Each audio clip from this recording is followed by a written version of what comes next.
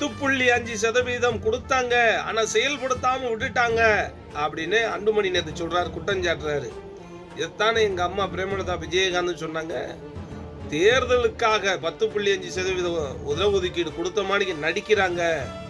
அனைத்து சாதி வாரிய கணக்கெடுப்பு எடுத்து, அது எந்த சாதியா வேணா இருக்கலாம், தேவர், நாடார், கோனார், செட்டியார், எந்த சாதியாக இருந்தாலும் கணக்கெடுப்பு எடுத்து அதில் வறுமை கோட்டுக்கு கீழே இருப்பவர்களை கண்டறிந்து அதுல இடஒதுக்கீடு என்ற நிலைமையில கல்வி, மருத்துவம், வேலை வாய்ப்பு எல்லாத்திலையும் அவர்களுக்கு கொடு என்றுதான் பிரேமலதா விஜயகாந்த் சொன்னாங்க.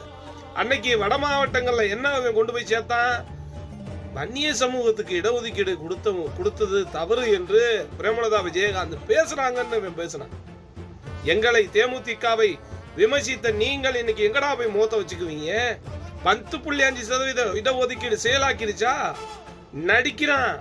உனக்கு இடஒதுக்கீடு என்பதை தரமாட்டான் கடைசி வரைக்கும்.